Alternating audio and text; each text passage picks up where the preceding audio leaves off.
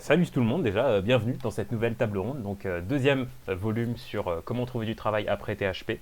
Donc là, on a deux nouveaux invités, Lucas Montaigu et puis Clément Lecuyer, si je dis pas de bêtises. Et donc voilà, ils vont pouvoir, ce sont deux alumni de THP qui vont pouvoir nous donner des petits conseils sur comment trouver du travail après THP selon leur expérience, comment ils ont fait justement pour rebondir et puis continuer sur le lancement qui est THP quoi, et trouver du travail juste après. Donc je vous invite déjà à faire de brèves présentations, Lucas et Clément, et puis après euh, on commencera peut-être avec Lucas parce qu'il a des petits imprévus potentiels qui pourront le faire partir. Donc voilà. Du coup, ouais, Lucas et Clément, peut-être qu'on va commencer par Lucas. Qu'est-ce que tu faisais avant THP? Qu'est-ce qui t'a fait décider qu'est-ce qui t'a décidé à démarrer THP? Et puis euh, ensuite, euh, voilà. Je sais pas si on parle de la suite tout de suite, mais déjà petite présentation, ce que tu fais. Yes. Du coup, moi, avant THP, je faisais de l'événementiel. J'étais chef de projet en événementiel sportif, principalement, mais j'avais d'autres clients aussi. Et globalement, pour un de mes clients, une fois, il avait des galères avec Excel et je m'en sortais pas trop mal. Et lui, il m'a demandé si je pouvais rassembler ces Excel sous un programme Access. Euh, j'ai fait ça pour voir. Finalement, avec Access, j'ai fabriqué tout un logiciel. Ça me fait grave kiffer de faire ça. Du coup, je me suis dit, tiens, il y a peut-être un truc à aller creuser. J'avais un peu de chômage qui traînait et tout parce que je m'en étais pas servi. Du coup, j'ai fait un petit plan de formation sur 9 mois pour devenir dev. J'ai trouvé THP et j'ai commencé THP le 6 janvier 2020 dans la session avec toi, Jocelyn. Ouais. Et donc, mon idée à la base, c'était de faire les 3 mois chez THP, puis après de me créer un programme sur la suite une fois que j'aurais des bases. Truc cool qui s'est passé, c'est que Next a été créé pendant qu'on faisait notre session de THP, donc j'ai pu enchaîner là-dessus. Voilà. Et Et puis puis l'arrivée derrière, du confinement d'ailleurs qui arrive pile en même temps. Donc moi ouais, c'est tout à aussi ce qui fait. m'a décidé hein, à faire ça, à faire développeur, à faire Next. C'est que justement, pourquoi tu veux chercher du travail alors qu'on commence tout juste le confinement, approfondis tes Ah bah, connaissances, quoi, tu vois. moi, je savais déjà de base que le THP, ça me suffisait pas, je voulais aller plus loin, mais du coup, enfin, je m'étais donné jusqu'à septembre pour trouver du taf. On avait fini globalement en mars, si je dis pas de bêtises. Ouais. Et du coup, Next qui allait jusqu'en juin, bah, ça me permettait de continuer avec un cadre, donc c'était cool. Je Derrière, j'ai fait le reprécise pour les autres personnes CS50. qui ne savent pas, petite parenthèse, que Next c'est développeur parce qu'on utilise un petit peu les deux noms, mais surtout quand on présente aux Ah ouais. personnes qui viennent d'arriver, on dit développeur. Mais voilà, quand on dira Next les prochaines fois dans la conférence, c'est vraiment qu'on parle juste des 3 mois qui suivent full stack. Tu vois. Voilà. Ok, ok. Ouais.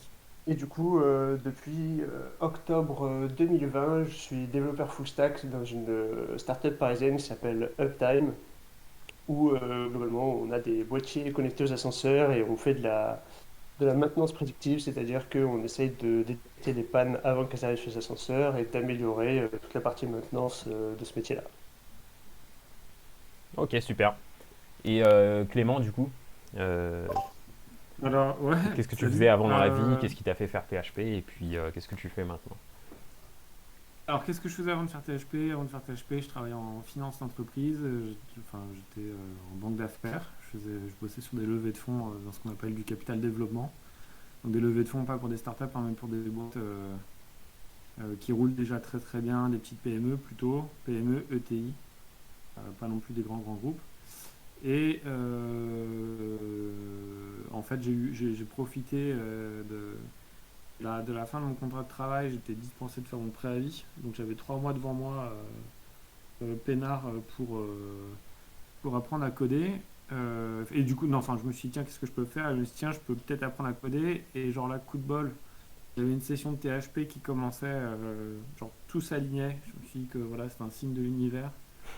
Et je me suis mis, donc je faisais partie de la session 3 de THP, donc c'était en mars 2018, hein, si je dis pas de Ouais, ça bêtises. remonte, tu fais partie des anciens, des vrais Ouais, anciens. dans les premiers tours, on va dire. Euh, et après THP, donc qu'est-ce que j'ai fait, enfin, pourquoi j'ai fait THP? Donc, enfin, moi c'était plutôt par curiosité, je n'ai pas spécialement d'attrait. Enfin, bien que c'est un truc qui me traînait toujours en tête, un jour d'apprendre à coder. Enfin, moi, je suis un peu comme ça. Genre, si quelqu'un peut le faire, il n'y a pas de raison que moi, je n'y arrive pas. Donc, je suis un peu curieux, touche à tout, enfin, que ce soit pour du code ou n'importe quoi, du bricolage, peu importe. Et puis aussi pour les opportunités que ça peut t'apporter, enfin, c'est typiquement le genre de choses aussi qui est intéressante parce qu'intellectuellement, tu continues d'apprendre à apprendre. Et c'est quelque chose que tu dois. Enfin, si c'est quelque chose qu'on cherche à cultiver, faut le cultiver régulièrement. Allô? Ouais, ouais, on t'entend, on t'écoute attentivement. Pardon. Et depuis THP, qu'est-ce que je fais? Bah, j'ai fait pas mal de choses. En fait, j'ai travaillé pendant. Après THP, je suis rentré en Bretagne. En fait, j'ai quitté Paris. Pour ma Bretagne natale, je suis rentré sur Rennes. J'ai travaillé dans une ESN. Enfin, je fais un gros virage professionnel à ce moment-là.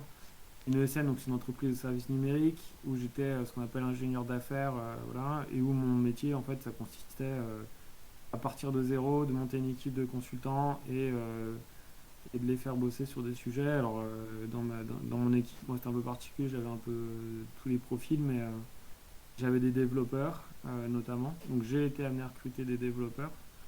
Et après cette aventure qui s'est arrêtée au moment du Covid, je suis rentré dans un startup studio dans lequel moi j'étais porteur de projet et avec qui bah, j'étais amené à manager des développeurs également, une équipe tech, des gens qui intervenaient sur le sujet. Et aujourd'hui, je suis entrepreneur sur euh,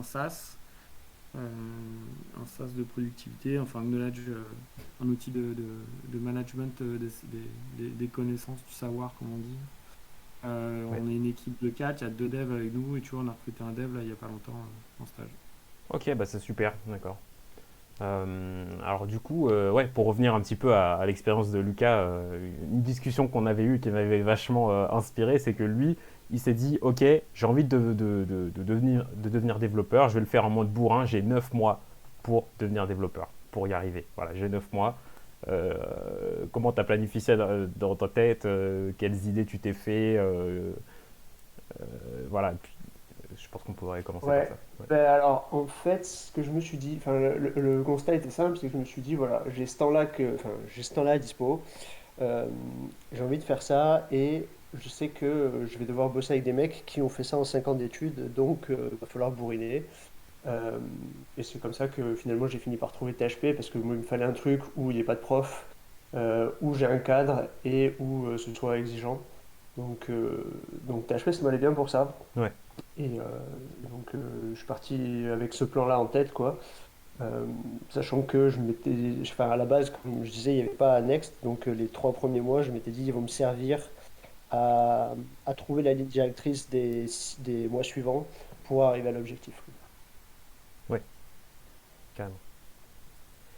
Et, ouais, et du coup, après, finalement, t'as fait THP, t'as fait Next, et puis à la fin, donc, t'as dû trouver du travail. Donc, moi, j'ai vu qu'il y avait Yes. des choses qui t'avaient vachement aidé, enfin, comment dire, qui ont vachement renforcé ton profil que tu as fait dès le départ, dès le jour 1 de THP, et que d'autres personnes pourraient potentiellement imiter, et que d'autres personnes font déjà, hein, ici, dans les 34 personnes qui sont en train de nous écouter actuellement, je vois certaines personnes qui, justement, ont déjà des pratiques un peu pareilles.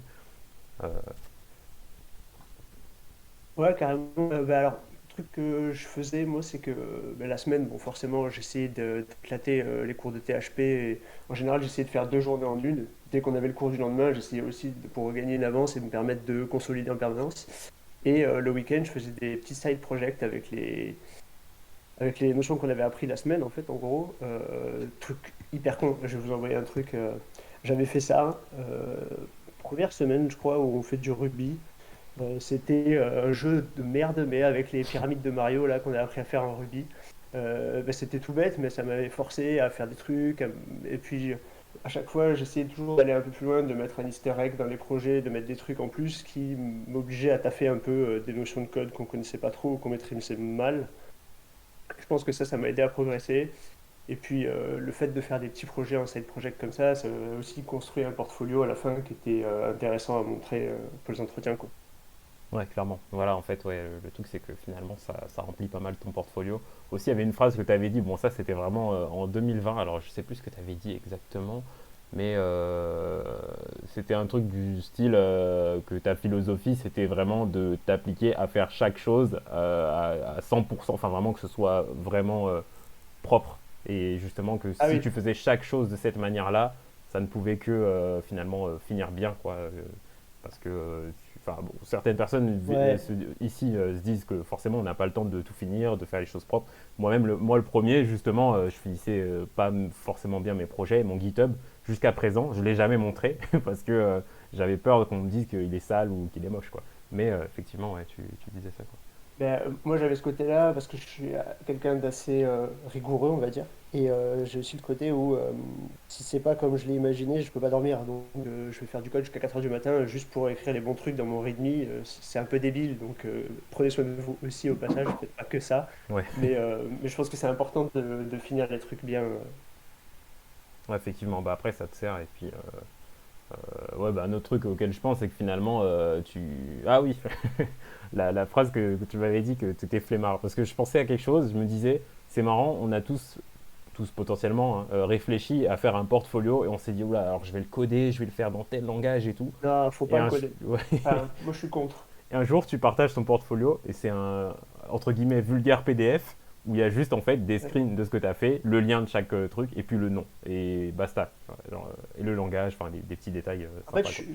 je suis contre le portfolio codé, déjà parce que la plupart des temps, enfin, moi je passe des entretiens là au taf, je fais passer des entretiens de recrutement, et quand c'est des juniors, en gros, leur projet, c'est leur portfolio. C'est même pas, genre, ils ont un portfolio pour montrer des projets, c'est presque leur projet.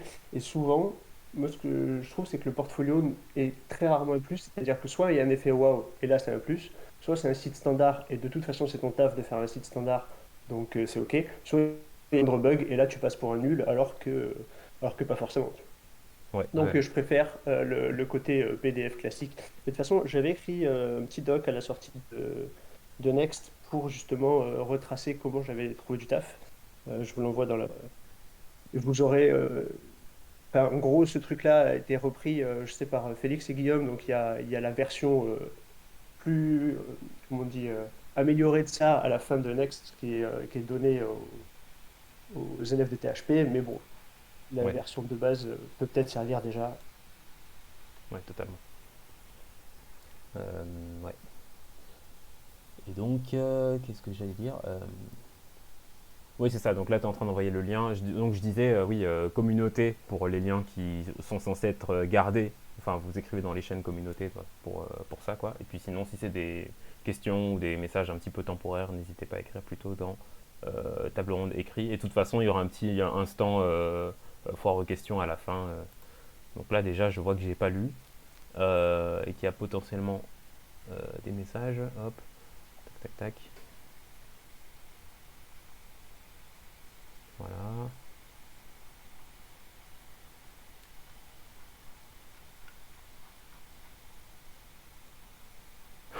Breaking news, Jocelyn n'est pas codeur. Ah bon? Si vous tapez Jocelyn Julien développeur sur internet, vous allez me trouver. Alors, du coup, ouais, ouais c'est référencement, Malte, enfin, peut-être que je ferai une petite conférence là-dessus sur comment. Mais bon, ça c'est un autre sujet, c'est pas forcément une table ronde parce que la table ronde, le principe c'est qu'il y ait des invités et puis que ce soit eux qui parlent. Donc, du coup, on va basculer un petit peu sur Clément. Donc, tu me disais que toi, en fait, quand tu as dû commencer à chercher du travail après THP, tu avais déjà quelques méthodologies parce que justement, en étant ingénieur d'affaires, bah, tes méthodes de recherche étaient un peu similaires. Quelles étaient ces méthodes justement dont tu parles? Ouais, en fait, bon après, il y a on est chacun, on est tous très particuliers, mais tu vois, enfin, c'est assez marrant parce que moi j'ai toujours été plutôt sur des fonctions commerciales. Et c'est vrai que quand tu échanges avec même des patrons d'autres boîtes, enfin, d'autres fondateurs ou des gens un peu plus anciens, ils sont toujours assez surpris de la difficulté que ça peut représenter. Alors je sais pas si vous pouvez vous identifier à ça, mais que les jeunes diplômés vont avoir à décrocher leur téléphone et passer un coup de fil direct pour relancer en fait. Juste dire euh, ou juste faire un point sur sa candidature quand vous avez postulé quelque part. C'est un réflexe en fait que très peu de gens ont. Enfin moi typiquement mon premier job je l'ai eu en quelques années maintenant en 2014 Et déjà à l'époque, sur les 80 candidatures, je crois que mon boss à l'époque avait reçu. J'ai été le seul mec à rappeler et c'est pour ça que j'avais eu ce job en fait. J'ai été le seul gars à rappeler de toutes les candidatures qu'il avait. Carrément. C'est un truc con, mais ça montre aussi le sérieux de votre candidature, hein. Ne prenez pas trop la tête à écrire une lettre de motivation, elle sera pas lue. Votre CV il va être lu de travers, donc c'est important de mettre des mots-clés, des métriques, ce genre de choses. C'est très important de mettre un GitHub. Enfin, vous imaginez pas à quel point ça peut être. Même s'il est pété, même s'il n'y a pas grand-chose à voir dedans, passer un entretien avec un dev qui vous dit tu verras pas un seul bout de mon code que j'ai fait, tu me fais confiance et on y va à l'aveuglette, C'est vrai. c'est mort direct. C'est rébarbatif en fait. Enfin, moi je comprends pas l'intérêt de réfléchir comme ça. Faut pas avoir honte de son travail. De toute façon, vous allez bosser. Enfin, si votre volonté c'est de travailler quelque part, vous serez forcément mis à nu en fait à un moment donné. Donc, faut effectivement générer du portfolio comme le disait Lucas. Montrer votre code dans GitHub, c'est quand même un minimum, quoi. Enfin, je veux dire, si vous codez aujourd'hui, on doit avoir au moins ne serait-ce que quelques repos sur deux trois side projects. Il n'y a pas de honte à avoir, hein. Typiquement, Si je peux ajouter un petit truc par rapport à ce que tu dis, Clément, sur votre GitHub, arrêtez de garder les README autogénérés validés par les projets. Écrivez le vôtre. Ça fait une différence énorme. Clairement. Ah oui. Avoir un ouais, beau clairement, readme, ouais. ça prend 3 minutes, dont 10 secondes par-ci par-là de recherche sur comment mettre une photo dans GitHub, comment mettre un lien, donc, enfin voilà, faire des choses comme ça. Et effectivement, c'est un plaisir d'arriver sur un repo où il y a une petite explication de c'est quoi ce projet, pas forcément de comment le mettre en place. Enfin, en général, c'est inclus, enfin, on le met aussi, mais déjà rien que quelque chose qui explique où est-ce qu'on est, c'est déjà clairement bien, ouais, effectivement. Ah, même si c'est que trois lignes, hein, parce que tout le monde ne sait pas écrire, enfin ça peut être un peu un calvaire pour certains. C'est pas toujours facile d'écrire, même ne serait-ce que deux, trois lignes, mais effectivement, ne pas laisser les lignes de base, c'est un vrai plus aussi, hein. C'est une façon de se détacher des autres. À partir de ce moment-là, votre readme il est unique, hein. Dès que vous l'avez modifié, c'est- il sera votre version. Ouais, clairement. Donc ouais, voilà. Et comment moi je me prenais, en fait, enfin, je suis quelqu'un qui est plutôt originaire du commerce, donc du business développement. J'ai toujours été, enfin, j'ai eu enfin, j'ai eu deux expériences, même deux, trois, même plus maintenant, sur des démarrages from scratch de mes portefeuilles. Donc en fait, si tu appliques les techniques de prospection, d'emailing, ce genre de choses, aujourd'hui elles sont assez bien expliquées, et surtout si vous faites du dev, enfin, ça va être gratos pour vous, hein. Vous n'aurez pas à payer 90 balles de lemlist, 70 balles de drop contact et compagnie pour choper les mails de recruteurs. Et voilà, c'est toujours les mêmes techniques, hein. Vous identifiez les bonnes personnes dans les boîtes, vous vous intéressez un peu à la boîte, vous regardez deux, trois événements, ce genre de choses que les gens ont pu faire. Vous leur faites un mail, deux mails, trois mails. Vous mettez un petit mail track dedans pour être sûr qu'un petit pixel pour savoir si le gars il lit ou pas vos emails.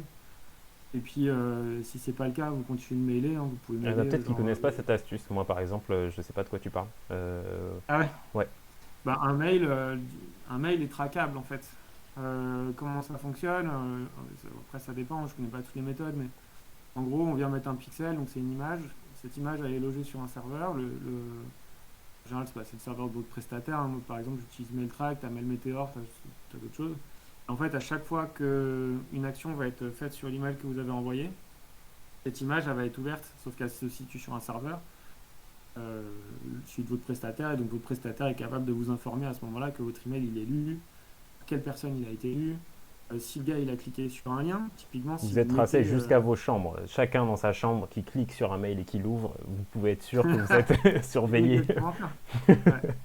Alors que Mais vous êtes tranquillement dans votre boîte mail, tout tranquille, isolé. Ouais.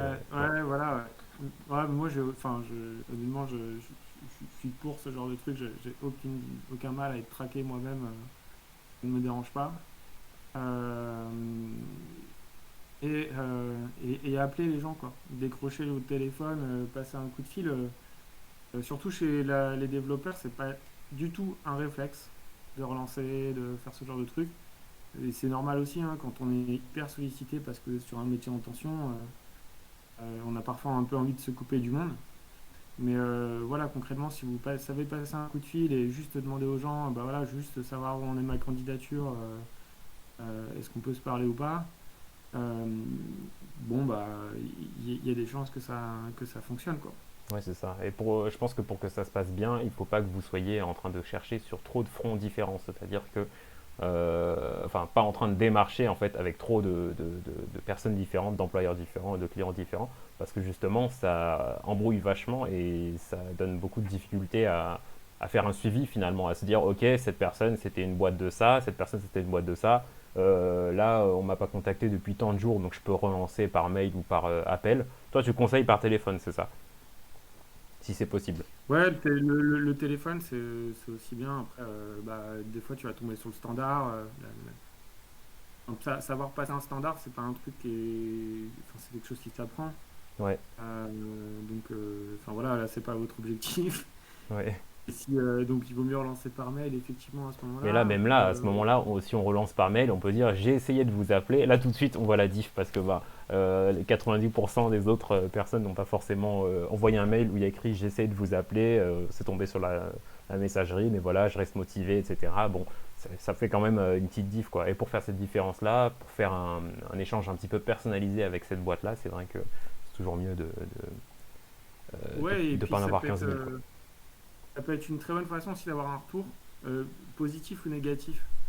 Et avoir des retours négatifs, c'est important parce que d'une, ça peut vous permettre de savoir le pourquoi il est négatif.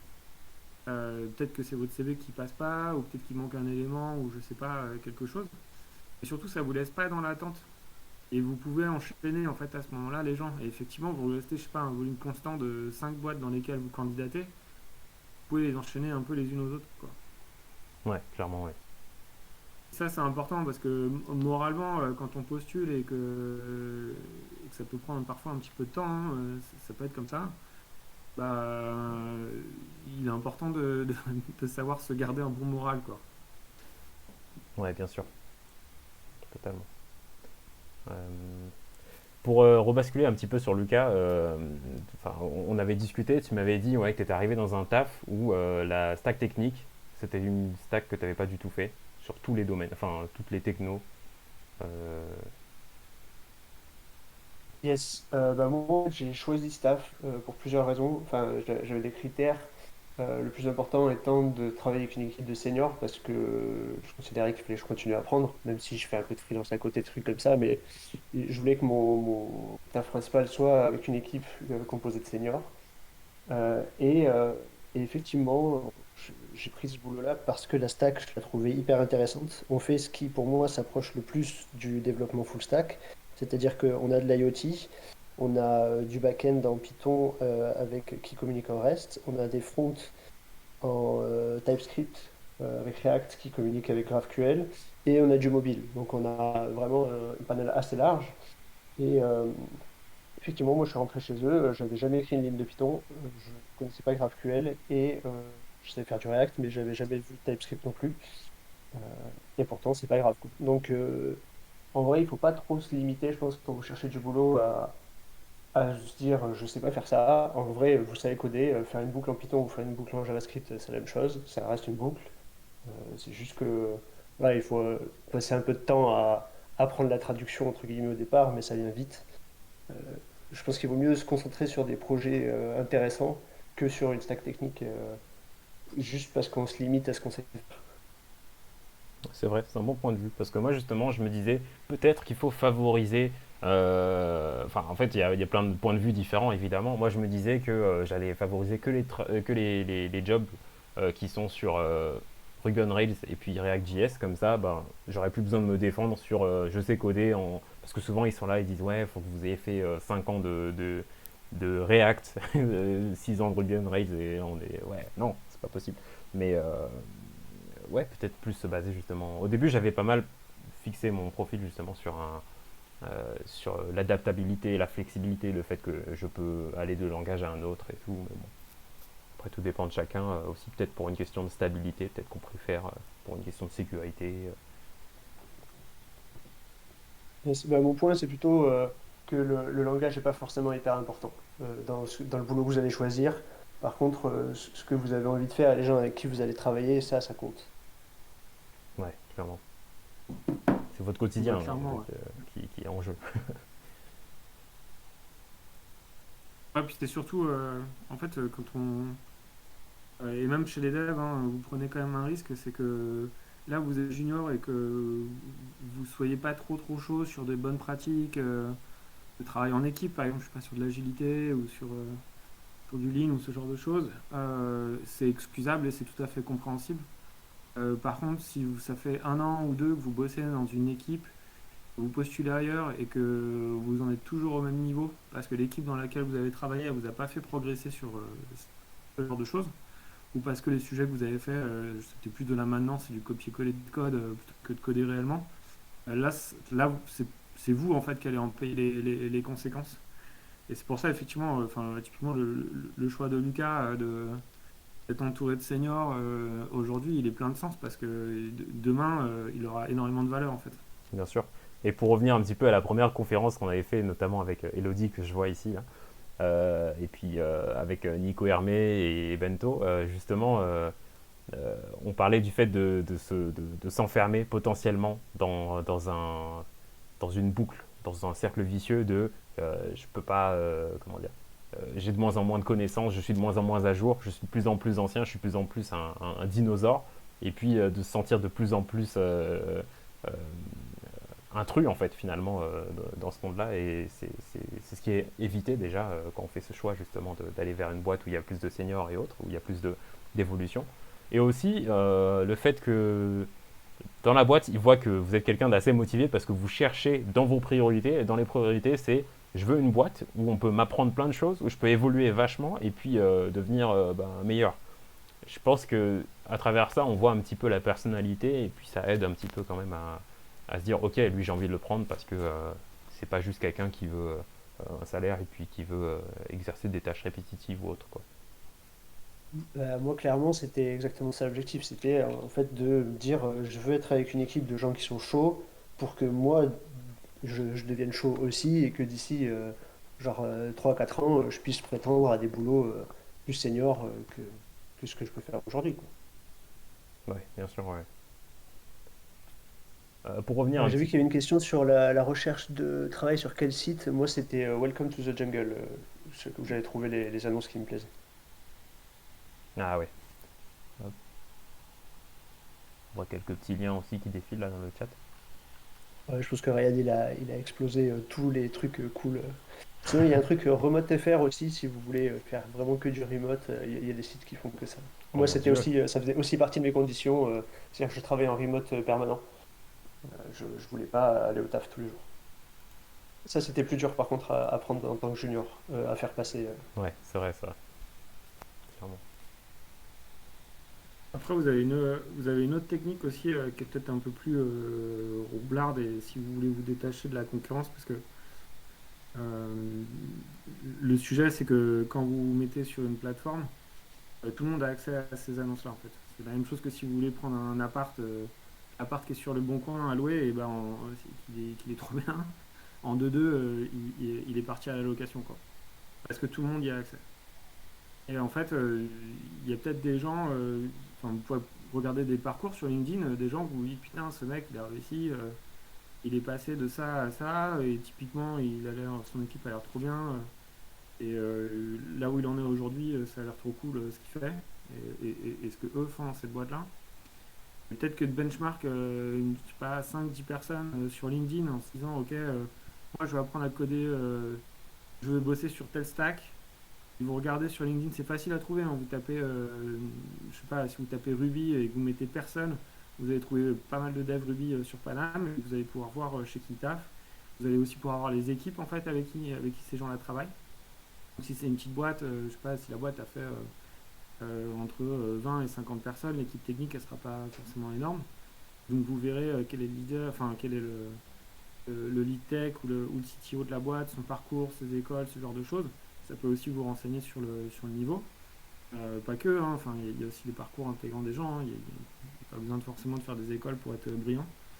Euh, Ça peut être une bonne façon aussi de se détacher, bah, justement de contacter directement le CTO de la boîte en disant j'ai vu votre activité, ce que vous faites, et genre je rêverais de bosser chez vous pour telle et telle raison. Voilà ce que je suis capable de vous apporter. Et je suis capable de me donner à fond parce que j'ai conscience que chez vous, mon expérience, ça sera dingue, quoi. Ouais, bien sûr. Et justement, tout à l'heure, tu disais que tu avais été amené à recruter des développeurs, à manager. Peut-être que du coup, tu as un point de vue un peu plus critique que quelqu'un qui n'a jamais dû embaucher des gens. Et parce que souvent, enfin, il y avait une phrase justement que Félix m'avait dit. Il avait dit que avant d'avoir dû recruter des gens, il savait pas comment faire des lettres de motivation. Il savait pas comment finalement. En fait, on se rend pas compte de comment on se vend jusqu'au moment où on doit recruter des personnes, quoi. Tu aurais peut-être des Ouais, conseils, des bah ouais. choses que tu as vues. Bah après, ouais, enfin, ça c'est des techniques. Moi, à force, je m'en rends plus trop compte parce que c'est des techniques commerciales en fait. Mais parlez pas trop de vous, parlez des gens. Les gens adorent qu'on parle d'eux. Euh, enfin, typiquement, moi, si vous venez me voir et que vous me parlez de moi, je vais trop kiffer, hein, ça va être trop bien quoi. Si je Ouais, viens vous voir et que je vous parle de vous, vous allez trop kiffer, ça va être trop bien. Si je vous parle de nous, ça peut être très intéressant, surtout si c'est un nous prometteur. Mais si je vous parle uniquement de moi, je pense qu'au bout de 2 minutes, je vous aurais cassé les couilles. Euh, et que vous m'écouterez plus en fait. Ça, c'est important.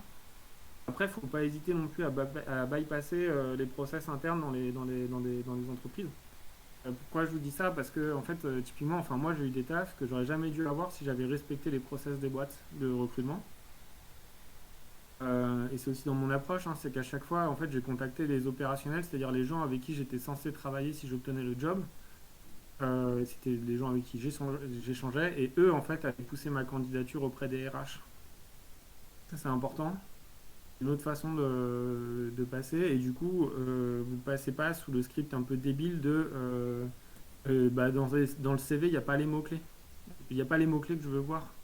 Ça, c'est complètement con, mais c'est comme ça, en fait, vous allez être confronté à des gens qui vont venir vous sélectionner sur des mots-clés qui savent, enfin, ces gens-là ne connaissent pas vos métiers, ouais, ils ne savent pas ce que vous allez faire, ils ne savent pas ce que fait l'équipe, mais ils ont un travail hein, qui est de faire un premier tri sur les CV. De toute façon, ils vont tirer une certaine satisfaction du tri qui aura été fait, et puis la boîte avancera comme ça.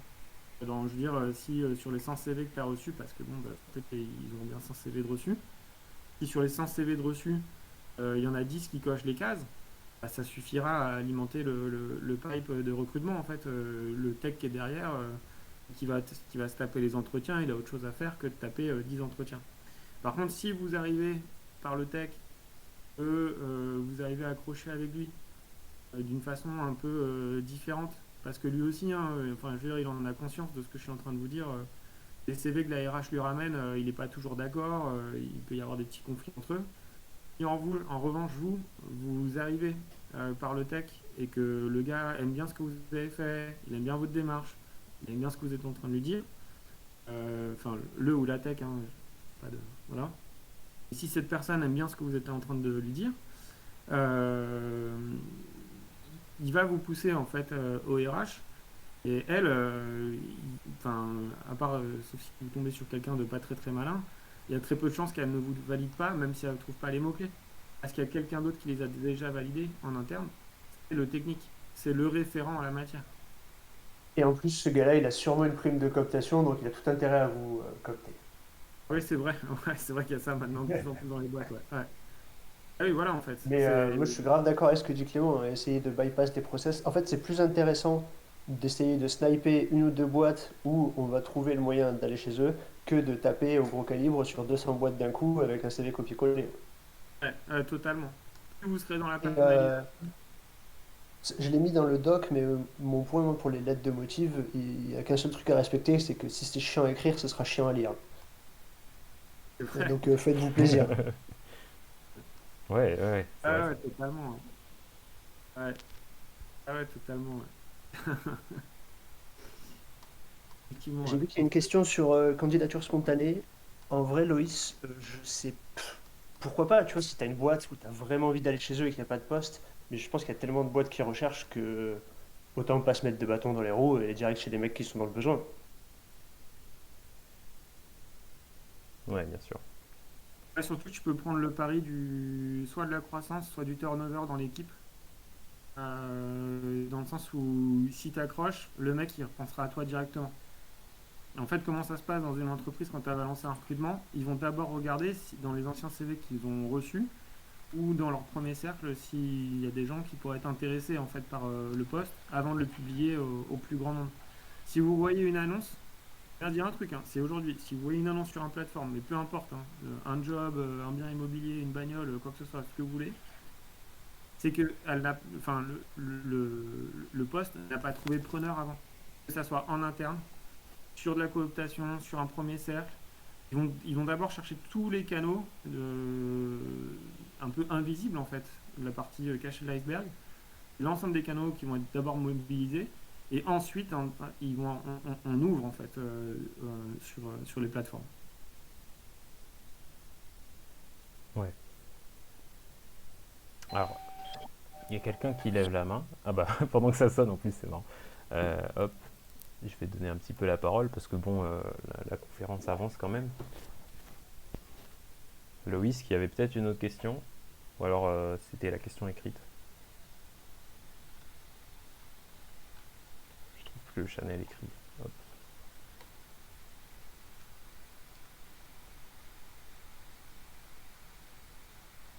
Ok, hop.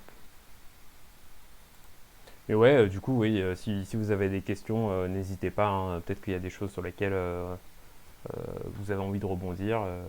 Peut-être des petites remarques, des confirmations qui peuvent vous faire rebondir sur d'autres choses, potentiellement. Oui, le truc que j'aimerais évoquer, c'est le truc du portfolio, parce que c'est votre atout pour avoir un taf, en vrai. Euh, Très souvent, je sais qu'il y en a plein qui vont se dire, je dois faire des projets de ouf. En vrai, non. En fait, il faut faire juste des projets qui vous font plaisir et ça n'a pas besoin d'être compliqué. Si vous voulez, je peux vous en montrer deux, trois. Genre, ça, c'est un des projets que j'ai fait quand j'étais chez THP. C'était à la fin de THP. Ça m'a pris 2 jours à faire, peut-être, un week-end, quoi. Et ça n'a rien de très incroyable, mais ça m'a permis de dire quoi? D'expliquer une problématique de programmation que j'ai eue, de parler d'un projet que j'ai fait Ah, solo. alors, je te coupe un petit Euh, peu, t'as mis le lien quelque part là, c'est ça? ouais, je l'ai mis dans la table ronde d'écrit. Ok. Et voilà. Pareil, je sais plus, il y en a un avec qui je parlais de Bootstrap hier, là, c'était Boris qui était là. Euh, Moi aussi, je trouvais ça flingué quand j'étais chez THP, mais je connaissais pas encore ça, et j'avais fait ça euh, pour pouvoir changer les couleurs de Bootstrap, parce que ça me gavait. C'est vrai que tu vois, sur soi, j'avais réécrit le code de Bootstrap. C'est le genre de petits trucs à la con. C'est un peu naze, ça met pas très longtemps, mais ça permet de parler de trucs. En fait, dès que vous faites du code et que vous voyez un truc un peu naze qui vous saoule, ben, vous pouvez le refaire 10 fois. Un autre Moi, quand truc j'ai vu qui ce m'avait projet-là, saoulé, Colorstrap, j'étais impressionné, hein. J'ai pas trouvé ça naze du tout. ouais, mais c'était rien de fou finalement. J'avais juste réécrit le code de Bootstrap avec des variables, alors qu'avant il n'y avait pas de variables dedans, quoi. Enfin, Ouais. rien de si fou. Et pareil, un truc qui me saoulait quand on faisait du Ruby on Rails, c'est que à chaque fois qu'on faisait un projet, il fallait écrire le seed.rb. Du coup, j'avais fait ce truc-là là, qui permet de balancer le fichier schéma.rb à l'intérieur et ça te sort un template du seed, comme ça, t'as pas à le réécrire. Et c'est ce que je te disais, Julien, je suis un flemmard. Et en fait, soyez un flemmard. Dès que vous voyez des trucs qui sont répétitifs et chiants, bah, faites des petits projets comme ça, à la volée, et ça va remplir votre portfolio en deux-deux. Il y a Bastien qui dit ouais, j'ai envoyé une fusée, c'était naze, mais au moins on a pu en parler en entretien, quoi. Tu vois, Ah, tu vois, finalement, c'est un projet, je l'ai fait pour le fun, je m'en suis servi 2 fois. ouais, non Voilà. mais Mais ça m'a servi à faire mon portfolio. C'est pas un truc dont je me sers au quotidien. ouais, bien sûr. Non, mais Il n'y a ouais. pas besoin que ce soit un projet incroyable qui révolutionne tout le monde et qui fasse number one sur Product Hunt. Il faut juste que ce soit un truc où ça vous a amusé de le faire et vous pouvez en parler et dire pourquoi vous avez fait ça et à quel point c'était cool. Ouais, bien sûr. Ouais, ouais. Puis ça montre un peu Et comment. ça monte un autre truc aussi. Je pense, Lucas, enfin, je sais pas si tu me rejoignais là-dessus, mais typiquement, quand on. Il y a un peu deux profils quand vous êtes développeur, on peut détacher les gens en deux catégories. Il y a ceux qui vont exécuter des specs en fait qu'on va leur demander de concrétiser hein, dans le code. Ça, donc, vous écrivez du code concrètement. Il y a le problème solver en fait. Et le fait d'avoir des side projects, des petits trucs à côté, ça, c'est en général quelque chose qu'on va plutôt retrouver chez les problem solvers que ceux qui attendent qu'on leur donne quoi faire, qui exécutent en fait derrière. Donc après, c'est pas forcément, il n'y a pas de bien ou de mal à l'être l'un ou l'autre. Et si vous êtes plutôt euh, intéressé par un job plutôt stimulant intellectuellement et où vous pourrez avoir une vision un peu plus transverse sur ce que vous êtes en train de faire que simplement exécuter les tâches qui vous sont confiées, construire son petit portfolio à côté, ça va justement vous permettre de plutôt attirer ce genre de job que tout quoi. Voilà, enfin l'ensemble des offres. Ouais, ouais, bien sûr. Et aussi avoir des projets en prod, ça nous met un peu face au public et à ce qui va se passer. Genre, je sais que moi j'ai des petits sites que j'ai fait, pareil quand j'étais chez THP, qui sont utilisés par des entreprises. Et bah, le fait qu'il y ait des gens qui s'en servent dans la vraie vie, ça permet d'arriver à l'entretien, de se dire, bah voilà, j'ai des trucs en prod, j'ai déjà été confronté à des problématiques avec des utilisateurs. Ça permet d'avoir aussi une vision un peu produit et pas juste code. Je suis tout seul devant mon petit terminal et je fais mes trucs, quoi. Tu sais, je suis capable de travailler avec une équipe, de travailler avec des gens et de passer au-delà du code pour arriver vers ce à quoi ça sert vraiment, c'est-à-dire fabriquer un produit. Ouais, ouais, ouais, bien sûr. Et il y a un autre truc là qui me vient à l'esprit. Alors, je sais pas si Lucas, toi, t'as été confronté, mais moi, c'était quelque chose que je demandais aux gens en entretien parce qu'ils avaient été amenés à travailler en équipe. Je demande d'ailleurs toujours. Euh, En fait, c'est les bonnes pratiques de Git. Euh, il y a une certaine discipline à avoir. Et si, et s'il y a un truc que je vous conseille, c'est que, enfin, Git typiquement laisse des traces. Hein. Vous pouvez regarder, vous pouvez retrouver tous les commits que vous faites, ce genre de choses. Et en gros, c'est de l'avoir le plus propre et le plus logique qui soit. Donc de bien séparer les branches par projet, de pas être de merger en fait à chaque fois sur le master. C'est des trucs cons, mais ça peut montrer des bonnes pratiques et l'idée de vous intégrer au sein d'une équipe, ça se fera plus facilement parce que du coup, c'est des choses en moins, c'est des points de friction en moins. C'est des points de friction qui sont en général anticipés auprès de profils plus juniors de la part d'un senior. Et ça peut être un vrai plus aussi. Là où vous pouvez montrer vos repos sur Git et les side projects que vous avez fait. Ouais, clairement, maîtriser Git, c'est vraiment, enfin, c'est ce qui va vous permettre de vous intégrer à une équipe sans passer pour un boulet, quoi. Clairement, il vaut mieux maîtriser Git qu'un langage presque. Ouais. J'ai vu qu'il y avait une question. Entretien, c'était plutôt à vous de mettre en avant le side project, on laisse l'occasion de faire. Alors, moi, comment ça s'est passé, c'est que la RH avec qui j'ai discuté, c'est avec elle que j'ai parlé de mes projets finalement, plus que pas dans les entretiens techniques. Les entretiens techniques, on a vraiment fait de l'algo et tout. C'était vraiment plus loin. Et après, c'était plus des questions de réflexion sur des problématiques de code ou de la culture informatique. Donc le côté side project, c'était plutôt pour passer les premiers barrages finalement, que pour passer de la technique. Et après, par rapport au truc que tu me demandais sur le CV, Bastien, c'est-à-dire je mets peu en avance mon expérience passée. En fait, je la mets même pas du tout. Alors il y a peut-être genre juste une ligne qui dit j'ai fait ça pour justifier pourquoi à 27 ans j'ai que 2 ans sur mon CV. En gros, j'estime que, ok, j'ai un passé, mais là, je viens faire du dev et que ce que j'ai fait avant, ça n'a rien à voir avec le poste sur lequel je vais là. Moi, je suis parti en mode, ben voilà, en dev, je sais faire ça, j'ai su faire des trucs avant, mais ce que j'ai engagé aujourd'hui, c'est un développeur et pas un mec qui sait pas trop où il va, quoi. Ouais. Et il y avait Loïs aussi là qui avait une Oui, autre pardon. question. Ouais, ouais, mais c'est quoi sur les manières dont les candidatures spontanées sont perçues dans ce domaine? Il n'y a pas de mal en fait. Hein. Enfin, il faut bien se dire un truc, c'est que qui ne tente rien n'a rien, et puis tu t'en fous en fait. Comment elles seront perçues ou pas, c'est pas vraiment un sujet. Hein. Guillaume, pour les side projects, est-ce qu'il vaut mieux un gros ou plusieurs petits? Moi, je pense qu'il faut plutôt des projets où tu t'es fait kiffer, peu importe si ce soit gros ou petit. En vrai, Par contre, des projets finis, c'est mieux que des projets entamés. Ouais. Et justement, les personnes qui ont plusieurs projets entamés sur leur GitHub, mais qui ont pas de projet très fini ou qui ont quasiment pas de projet fini, vous leur conseillez de montrer quand même leur GitHub ou pas? Ouais, après, enfin, c'est toi, hein, donc ça montre aussi un trait de ta personnalité. En fait, c'est ça aussi qu'il faut se dire, c'est que tu vas chercher quelqu'un avec qui tu vas être compatible. Enfin, une boîte dans laquelle tu vas être compatible. Si t'es pas quelqu'un de jusque-boutiste, enfin, si c'est ce que ça traduit, ou en tout cas tu prends le risque que enfin, que ça traduise ça en fait auprès de ton interlocuteur. Voilà, maintenant est-ce que le risque il est grand? Non. Concrètement, si tu montes du code à ton interlocuteur en face, je suis pas certain qu'il va aller checker tous tes repos. C'est possible, mais voilà. Et après, si tu es capable de le justifier, c'est pas forcément un sujet en fait.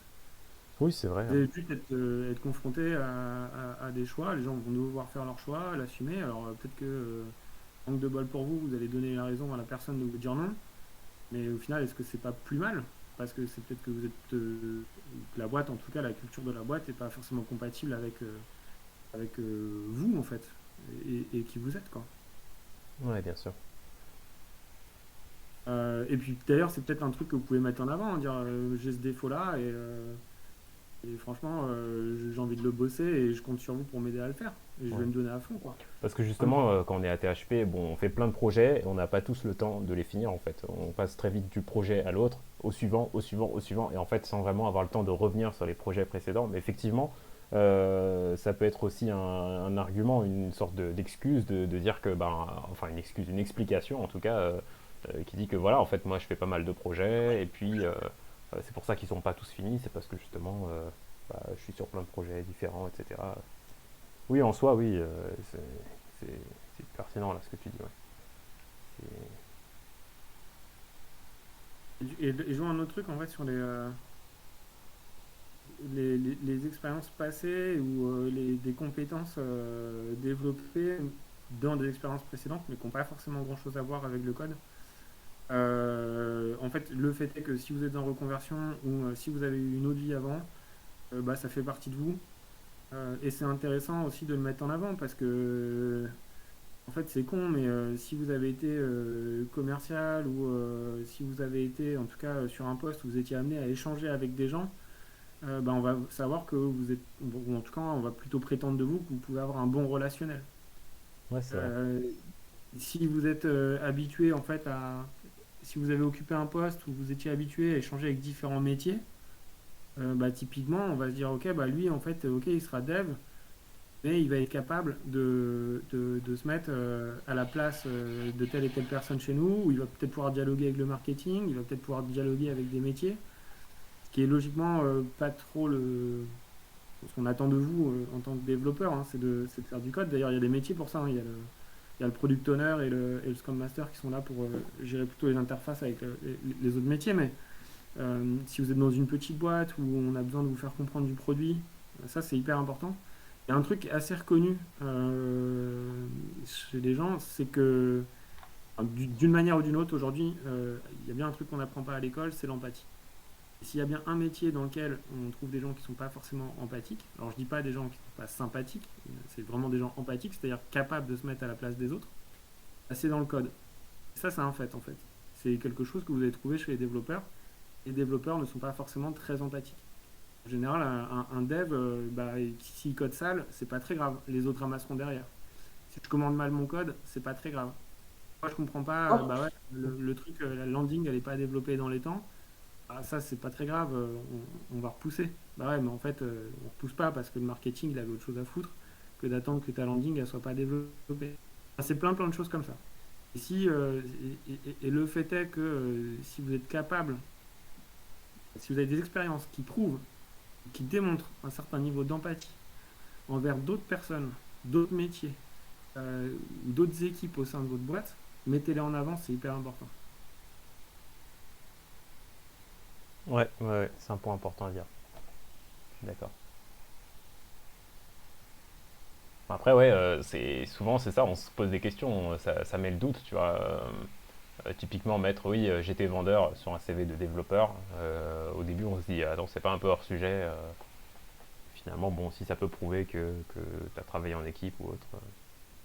En fait, il faut aussi se dire un truc, c'est que dans les entreprises, il y a ce qu'on appelle la GPEC, la gestion des compétences dans le temps, des personnes, de l'emploi et des compétences. En fait, vous allez rentrer dans une boîte aujourd'hui, et peut-être que la boîte, elle attend de vous, ce qui n'est pas votre attente, hein. Là encore, tu vois, ça c'est de l'empathie, mais c'est de se dire, ok, qu'est-ce qu'attend la boîte? Et si la boîte, elle se dit, bah moi, mes devs, aujourd'hui, c'est plutôt des profils que je vois demain, parce que ma boîte, c'est quoi? C'est avant tout un produit. J'ai besoin de développeurs et les meilleurs vendeurs en fait ne sont pas commerciaux, ça va plutôt être des techniques dans ce genre de cas. Donc le fait est que si tu as déjà pu faire de la vente, les mecs se disent ok, je les mets dev, il va bien s'approprier le produit, il va bien s'approprier le sujet. Et demain, je vais peut-être lui offrir l'opportunité d'aller vendre ou commercer le SaaS auprès de d'autres entités, quoi. Ouais, c'est vrai, hein. Je vois les remarques, tu vois, que font Loïs. Et par exemple, moi, c'était exactement mon cas. J'étais en gestion de projet événement. Effectivement, c'est assez transverse pour pouvoir être mis en avant. Mais pour moi, c'est un temps 2 dans le sens où j'arrive en tant que développeur junior. Là, mon taf, c'est de continuer à apprendre et de renforcer mes hard skills en code. Et le fait que j'ai une expérience passée en gestion, ça montre que je suis apte à progresser vers des postes d'opérationnel en management, ou ce genre de trucs. Et du coup, effectivement, ça peut intéresser les boîtes de se dire, OK, ce gars-là, il est capable d'aller plus loin parce qu'il a déjà fait avant. Mais faut pas que ce soit à double tranchant aussi, en mode, le gars, il va venir et puis en fait, il va faire cœur aller parce que oui, moi, j'aurais fait comme ça. Et toi. Enfin, il faut trouver une espèce de, entre les deux, de, OK, j'ai eu une vie avant, mais là, aujourd'hui, je suis venu pour faire ça. Euh, enfin, ça me paraît intéressant. Après, ce qui est cool, c'est que je trouve qu'on a une approche assez différente avec Clément. Tu me diras si t'es pas d'accord, Clément, mais je trouve que t'es vachement basé sur les soft skills, finalement. Et, euh, et je pense que ça peut être pas mal aussi de d'arriver comme ça dans une boîte, en mode de rencontrer les gens, avancer dans ce style-là, et de se servir de eux pour progresser si on n'est pas trop sûr de ses skills de base.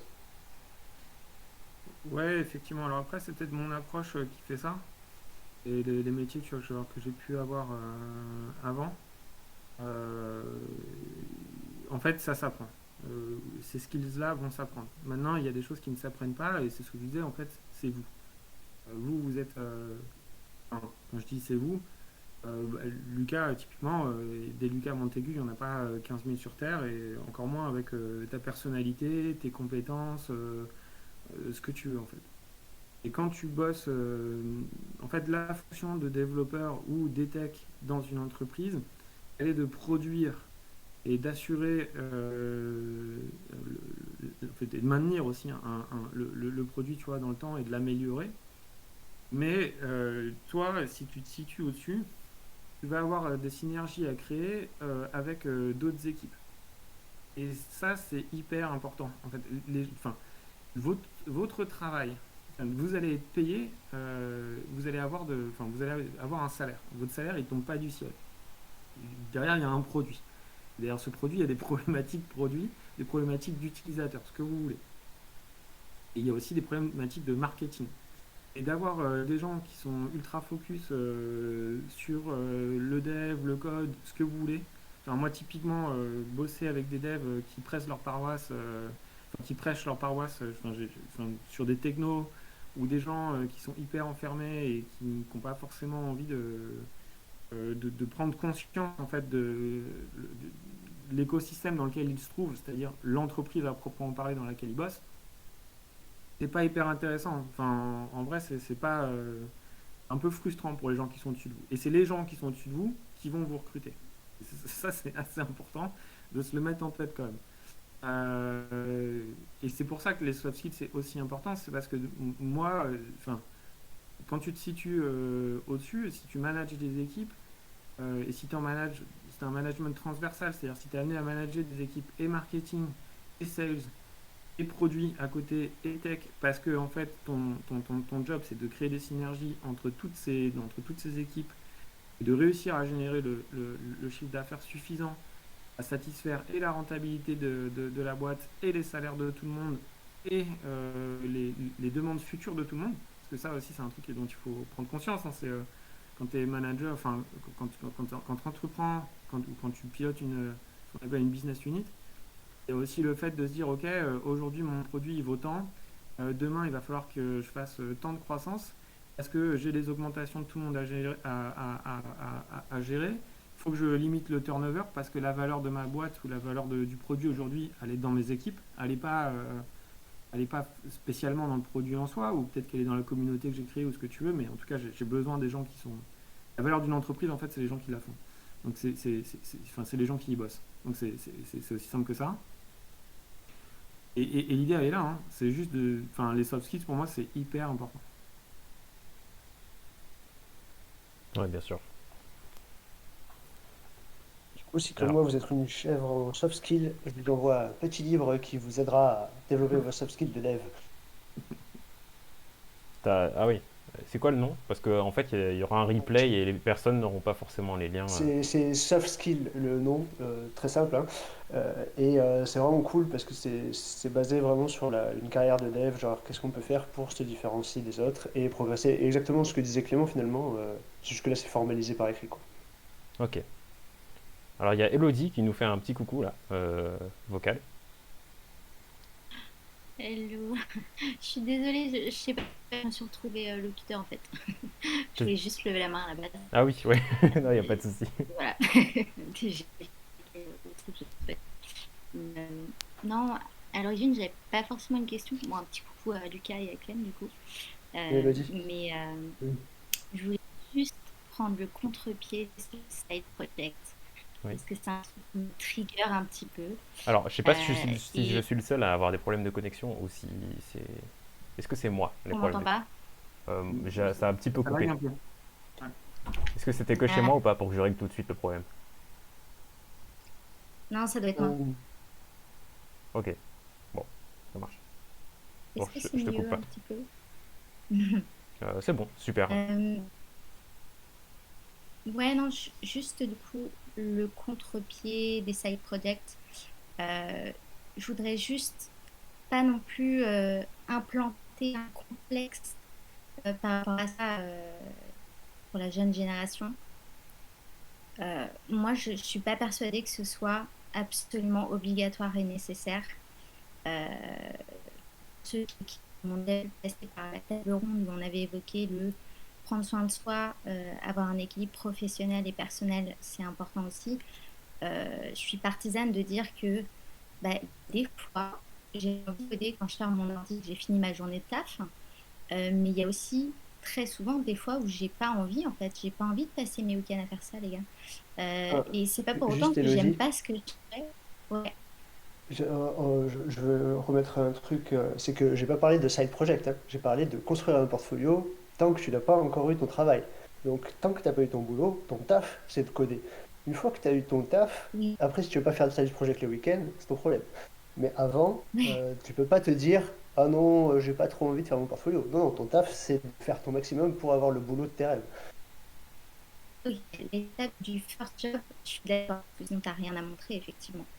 Mais une fois que tu es un peu lancé dans ta carrière, par contre, enfin, en tout cas, il y a une controverse par rapport à ça, où il y a vraiment un peu une culture où on culpabilise limite les devs qui font pas beaucoup d'open source, machin, enfin, et c'est pas forcément vrai. Tu peux avoir des choses que tu peux présenter en entretien, etc.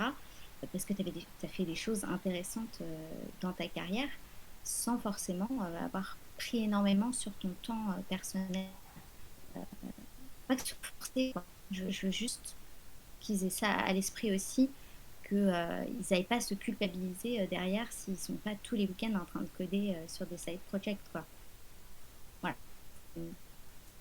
Tout sense, comme on dit. Non, mais effectivement, faut avoir un regard modéré un peu sur tout. Et puis, bon, parfois, quand on a des attentes un peu trop élevées par rapport à soi-même et qu'on se met pas de limites, c'est vrai que, euh, enfin, il faut penser à se reposer en fait. Pour continuer à être performant sur la durée, il faut aussi penser à faire des pauses et pas faire du 7 jours sur 7. Mais ouais, effectivement. Alors, est-ce qu'il y aurait d'autres questions par hasard? Ou d'autres petites remarques par rapport à tout ce qui a été dit, potentiellement? Alors, j'ai quitté le chat, peut-être qu'il y avait des choses. Des idées de sites ou trouver des offres en full remote. Éditorial de la Réunion et je me confonds souvent des refus. Ah ouais. D'ailleurs, c'est hyper. Enfin, Rémi, pour le coup, assez intéressant le sujet des dom-tom. C'est un truc que j'ai découvert récemment là. Mais en fait, vous avez quand même un avantage. Alors, Rémi, du coup, j'ai plus en tête le décalage horaire qu'il y a avec la Réunion. Et typiquement, si vous êtes dans les Guadeloupe ou la Martinique, enfin dans les Caraïbes, ouais, 2 à 3 heures. Donc toi, en fait, ça veut dire que tu peux démarrer 2 à 3 heures en fait, plus tôt que Paris. Ouais, voilà, avant. Ouais. 2 à 3 heures en Et réunion, mais les Caraïbes, c'est plus, non? ouais, 2 à 3 heures. Ouais. Ouais, non, mais du coup, en fait, il faut prendre conscience de ça. Et aussi sur le remote, et c'est aussi pour ça que les gens font appel à du remote. Enfin, pour le coup, ça vaut vraiment le coup de se mettre en avant là-dessus. Donc, quel est l'avantage du remote? Ok, vous n'allez pas avoir de gens dans vos locaux, ce que tu veux. Enfin, pour l'entreprise, là, je parle, d'accord? C'est pas pour vous de se dire, ok, je suis à la réunion, je fais ma vie, je suis tranquille, je suis chez moi, ou je suis dans l'écosystème que j'aime, je suis pas dans les conflits du bureau et compagnie, à me faire saucer auprès du patron pour avoir mon augmente à la fin de l'année. Mais en gros, un des gros avantages du remote, et notamment dans le code, c'est de pouvoir avoir des équipes qui codent en permanence. En fait, c'est con, mais si vous voulez que. Et notamment sur de la maintenance, enfin, c'est hyper important. Il y a des boîtes en fait qui vont ouvrir des filiales en Amérique latine euh, ou en Amérique centrale pour être sur tout, en fait, en permanence, avoir des gens qui taffent dans le monde. Il y a toujours quelqu'un qui soit en train de travailler sur le code quelque part dans le monde, dans la boîte. Et être en remote et être à la Réunion ou dans les dom-toms, c'est un vrai plus là-dessus. Ouais. C'est vrai que ça peut dépendre du secteur. Après, c'est vrai qu'on a skip une question un peu tout à l'heure qui était de je sais plus qui. Alors, attends, je vais essayer de retrouver. Mais par rapport à ça, parce que j'avais dit que c'était plus complexe de trouver un taf en remote en junior, enfin, à mon sens. Euh, je pense que c'est une question aussi enfin, de confiance, parce que je pense qu'un entrepreneur, quand il engage un junior, il se demande s'il va être assez autonome sur son taf, s'il va avoir besoin de beaucoup échanger avec les autres, est-ce que ça va pas être compliqué, toute cette partie-là, quoi. Euh, En vrai, moi je dis, si vous voulez pas avoir de frein, chauffez-vous à avoir un bon niveau, et après les portes, vous prendrez celles que vous voulez, quoi. Genre, ok, ça va être un peu relou au départ, il va falloir se manger du Code Wars pendant un petit moment. Mais en fait, là, le but du jeu pour vous, de toute façon, c'est de passer la première étape, c'est-à-dire vous faire embaucher dans une boîte, passer la période d'essai. À partir de là, vous pourrez commencer à souffler. Mais pour l'instant, le marathon, il démarrera là. Mais avant le début du marathon, c'est un maxi sprint, hein. Là, il faut vraiment taper dedans. Moi, je vais Ouais. peut-être, enfin, pour le coup, j'ai un de mes associés, Samuel. Euh, enfin, son histoire peut vous faire écho sur le sujet. En fait, Samuel, il avait fait un an de première, enfin une première année en école de médecine. Il lui a pas plu, il a arrêté, il s'est reconverti dans le graphisme. Enfin, il a fait un an comme ça, et puis ensuite il s'est lancé dans le code. Comment il s'est lancé dans le code? Il est allé sur Malte, il a un peu bullshité sur son CV. Lui, il était sur Paname. Et avec un autre de nos associés, qui est un de ses potes d'enfance, Alexis, qui lui est développeur. En fait, bah, il a potassé vite fait deux trois trucs, les tutos qu'il trouvait sur internet, ce que tu veux. Et c'est ses premières missions, en fait, bah, les mecs lui ont payé sa formation. Alors, c'est pas, vous allez me dire, c'est pas cool hein, ce que je suis en train de vous raconter, mais c'est comme ça partout. En fait, il faut vraiment savoir un truc et profitez-en. Le métier de développeur, il est en tension. Sur Paris, vous pouvez partir sur des TJM incroyables. Si vous avez des questions sur les TJM, enfin, je peux y répondre aussi. Vous expliquer comment c'est calculé ce genre de choses. Mais en gros, Samuel, il est parti comme ça et d'entrée de jeu, il se facturait, je sais pas, 380 par jour et il était en remote. Alors effectivement, il y a une difficulté quand vous êtes en remote. Le remote, ça peut vous sembler cool et sympa, mais il y a beaucoup de choses en fait dans la communication qui se passe 80% de la communication est non verbale. Donc, c'est pas parce qu'on vous écrit des choses dans un email ou ce genre de choses que voilà. Et typiquement, vous pourrez pas progresser peut-être aussi vite et aussi bien si vous n'êtes pas entouré des bonnes personnes et de les avoir sous le coude en fait à proximité. Donc ça, c'est un fait. Maintenant, si vous voulez tenter l'aventure en remote dès le départ, bah, mettez-vous sur Malte, hein, posez la question et il y a des gens qui viendront vous voir, hein. Enfin, honnêtement, là-dessus, ça se tente. Allez-y, tentez-le. Bien sûr. Et Alors c'est marrant tout à parce que l'heure, il y moi, avait Lucas, clairement, tu je fais parlais ça. de Remote FR aussi. Ouais. Mais, Ouais. et pour rebondir sur ce que disait Clément, pour mon cas perso, moi je fais ça. C'est-à-dire qu'à côté du boulot, j'ai un statut de freelance et en gros, je fais pas de side project. Je me fais payer par des mecs qui ont envie de faire une appli ou quoi. Et j'ai appris à faire du React Native plus ou moins comme ça parce que le gars il voulait faire une appli. Et donc je me suis fait payer ma formation React Native par un mec qui avait envie de faire une appli. Et le soir, ben, je faisais son appli en apprenant à faire React Native. Et voilà, en dehors de mon taf, je passais par le freelance pour ce truc-là. Et ça marche bien et ça me permet de continuer à apprendre tout en étant payé, quoi. Donc Ouais. ça reste motivant. Et pour le Après, côté la... full remote, faites au taquet de visio. Nous, on a plein de process dans la boîte pour ça, parce qu'on est plusieurs à être en remote. Mettez la caméra quand vous êtes avec vos collègues, ça fait une diff. Ouais, alors ça, c'est vrai. Après, juste pour revenir sur Samuel, Lucas, toi, je sais pas comment Enfin, du coup, peut-être que l'approche là-dessus vous différencierez tous les deux, c'est que Samuel, il avait la chance d'avoir Alexis qui était toujours là pour répondre à ses questions. C'est-à-dire Ouais, son alors pote. moi je me suis mis dans la sauce tout seul, Ah, mais voilà. bon, après tu finis par te débrouiller, hein, quoi qu'il arrive.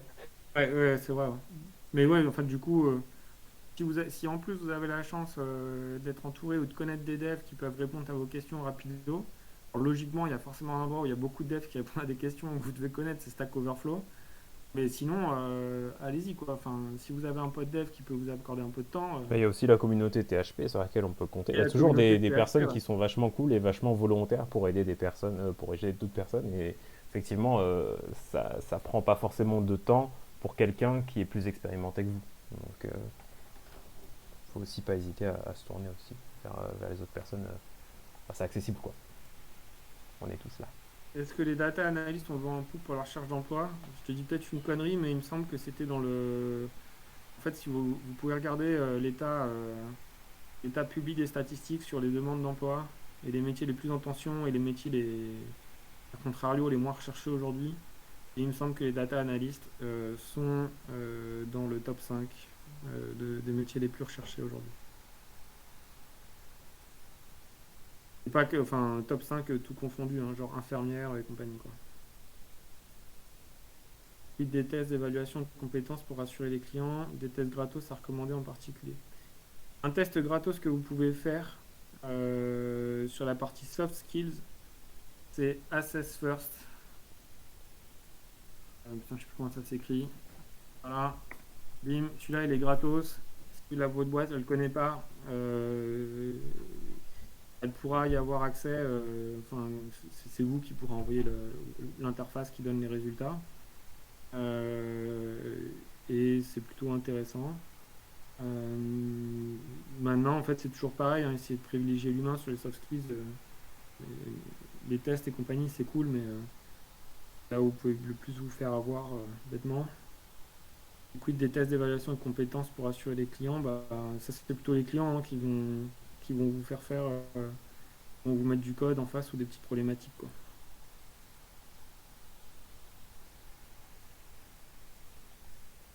Super. Alors, hop, je reviens, je vois, bon, il n'y a personne qui lève la main. Alors, la semaine prochaine, on va refaire une table ronde sur comment trouver du travail avec d'autres personnes encore.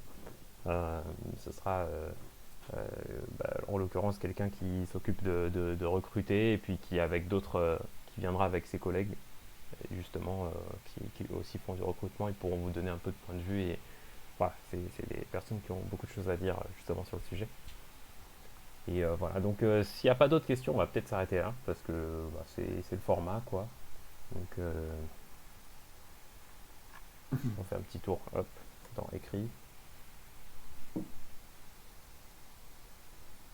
Moi, je vais vous mettre un lien là vers une page où je récap un peu toutes les best practices comment faire un CV un peu plus dynamique et comment se mettre en avant aussi sur ses expériences. Il y a un truc sur lequel on n'a pas trop insisté, c'est les métriques. Essayez de toujours mettre des métriques dans ce que vous mettez et réfléchissez bien, vous trouverez un moyen de quantifier toute qualité. Ah bah merci, c'est cool ouais, de me partager la ressource écrite. Ouais. Right. Bon bah c'est good. Bah, en tout cas, merci à vous deux, Lucas et Clément, d'avoir participé à cette table ronde. Et merci à toutes les personnes qui ont écouté. Coucou à tous d'ailleurs, il y a plein de personnes que je connais ici. Donc voilà, et puis bah, on se dit à bientôt. Ouais, Et voilà, merci beaucoup. Et puis merci. pensez à checker le Slack, le channel job, hein. Il y a des annonces de temps en temps dessus quand même. Ouais, clairement, bien sûr. Ouais. Ouais. Voilà, Voilà. Yes, merci Jocelyn pour l'invitation, c'était cool. avec Merci plaisir. à ceux qui nous ont écoutés, j'espère que ça vous a intéressé. Si jamais moi je suis dispo sur Discord, vous pouvez m'envoyer un petit message si vous avez des questions ou des trucs qui vous viennent après, pour tout et n'importe quoi. Je suis assez régulièrement connecté. Bah, merci Ouais, à juste toi. le mot. Bien.